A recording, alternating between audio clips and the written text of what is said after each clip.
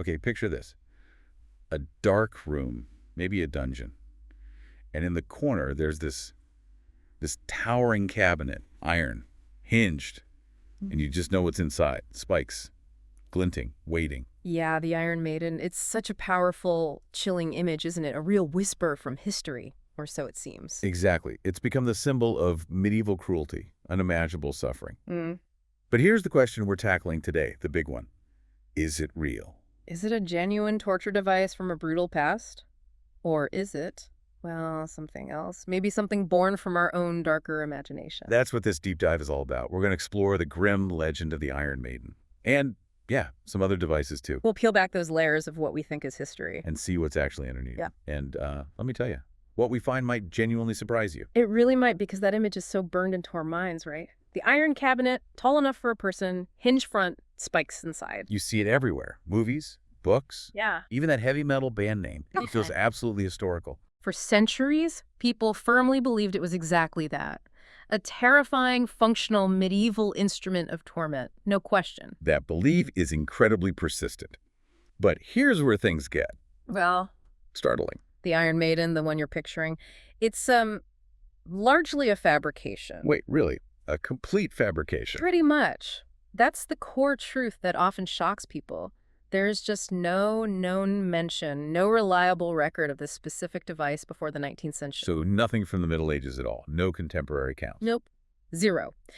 Despite how iconic it is, there's no evidence it was actually used as a torture device back then. Most historians now consider it a myth. Okay, so those Iron Maidens you sometimes see in museums. Yeah. What are they then? Props? Kind of. Many of them were actually pieced together much later, often in the 1800s. They weren't digging up ancient torture devices. They were building them. Essentially, yes. Creating spectacular objects, maybe combining bits of old armor or cabinets, often for, commercial exhibitions, to make people gasp. To sell tickets, basically. Right. Playing up the barbaric past idea. Exactly. And some think the whole concept might have started from a misinterpretation of something real, but very different. The medieval Sean mantle. The shaming cloak, what was that? It was a sort of barrel or cloak made of wood, sometimes reinforced with metal, used for public humiliation, making someone stand in the town square wearing it. But crucially, Those spikes. no spikes. That seems to be the key embellishment. You can almost picture someone in the 1800s seeing one and thinking, this isn't scary enough. What if we added spikes? Wow. Okay, so the most famous one, the Iron Maiden of Nuremberg. Tell me about that one. Right, the Nuremberg Maiden. It embodies this whole puzzle. It was probably first shown to the public around 1802, so already quite late. And didn't it get destroyed? The original did, yeah, an Allied bombing in 1945. But there's a well-known copy made back in 1828. Apparently, it was made as, like, a decorative piece for a palace in Milan, which is kind of weird in itself. The torture device. Yeah. As decorated. Yeah.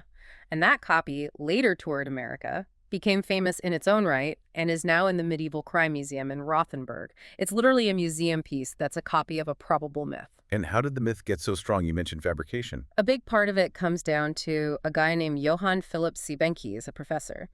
In 1793, he seems to have completely made up a story. End up what? A story about the maiden's first use in 1515 on a poor coin forger.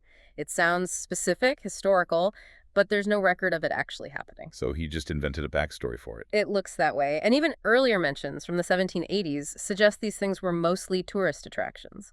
Museum curiosities designed to horrify visitors about the bad old days. Instruments of storytelling, not torture, like you said. Precisely. But, and this is important, just because that specific device is likely a myth, Doesn't mean people weren't horrifically cruel back then, or that the idea wasn't real. exactly. The concept of a tormenting enclosure, trapping someone in a confined space to inflict agony, that idea has genuinely chilling ancient roots. Humans have been darkly inventive for a long time. So what are some actual precursors, things that might have fed into this later myth? Well, you can go way back. Take the Spartan tyrant Nabis, around 200 BC.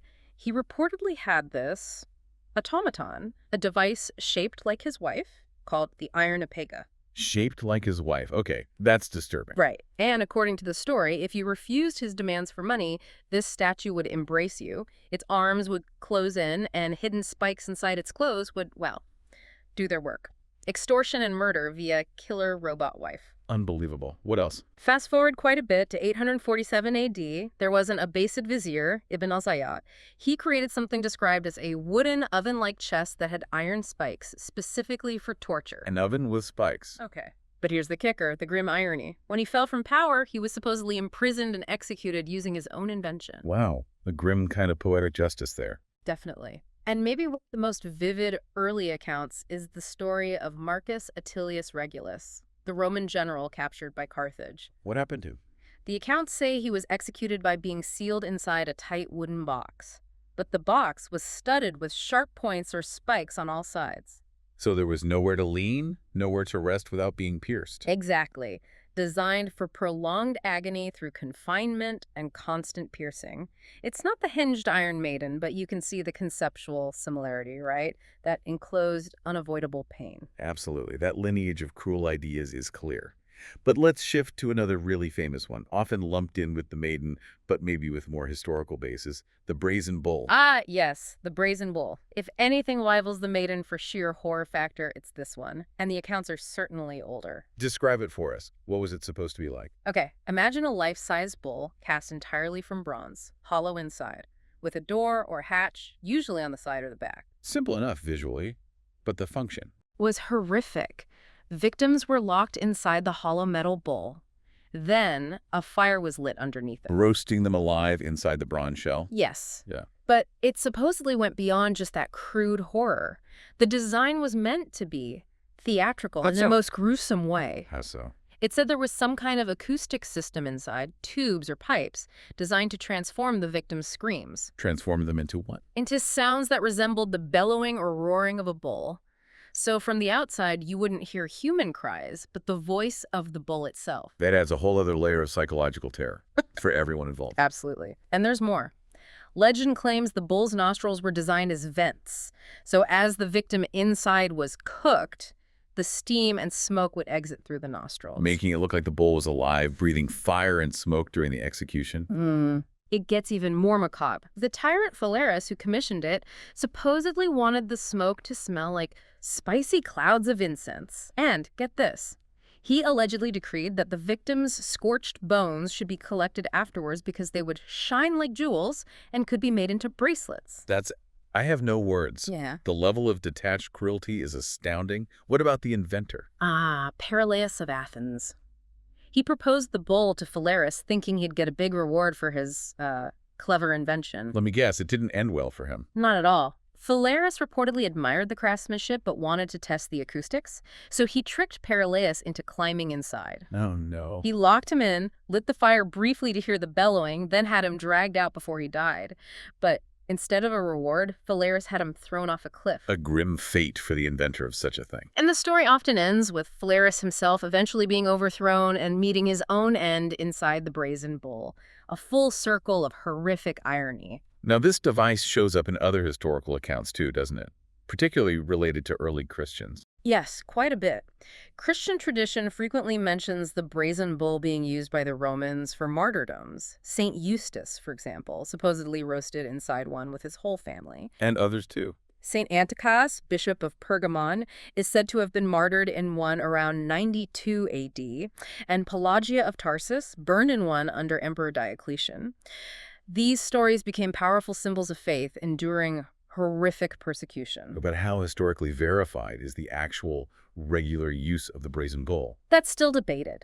Like many extreme torture devices, verifying how often it was really used versus how much it served as a terrifying symbol of power is difficult. It might have been more about intimidation than frequent practice. Its legend alone was a powerful tool. Okay, let's move to one more strange device often seen in these torture museums, the Pear of Anguish. What's the story there? Ah, the pear. It looks, well, peculiar. It's typically a metal object shaped like a pear, but it's segmented, usually into 3 or 4 spoon-like sections. And it opens up somehow. Yeah, there's usually a key or a screw mechanism. Turning it is supposed to spread the segments apart, expanding the pear. And the alleged use. It sounds ominous. The common museum description is pretty grim. It was supposedly inserted into an orifice, the mouth, the rectum, the vagina, and then forcibly expanded.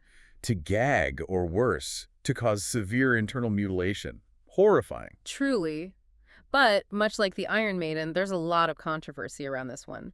Many scholars find the historical accounts of its use as a torture device really implausible. Why? What are the doubts? For starters, some of the surviving examples look, well, too ornate, almost like decorative objects, not brutal tools. The craftsmanship seems too fine for something meant for such crude violence. Interesting. Anything else? Yes, and this is quite telling. On many examples, the key mechanism actually works to close the pair, to bring the segments together, not force them apart. That directly contradicts the whole torture narrative. So if it wasn't for torture, Yeah. what was it for? Any alternative ideas? There are quite a few, actually, though none are certain. Some suggest it might have been a surgical tool, like a speculum used to hold orifices open for examination or procedures. Okay, that makes some sense. Others propose more mundane uses, maybe a device to stretch gloves or socks, or even shoes. Some have even suggested it was for, like, getting pits out of fruit, though that seems less likely. A shoe stretcher becoming a symbol of horrific torture. How does that happen? It seems to be a case of myth-making, probably starting in the 19th century again. There was a 17th century story about a thief using some kind of mechanical gag. Later, someone found one of these ornate pear objects in a collection, didn't know what it was. And connected it to the gag story. Exactly.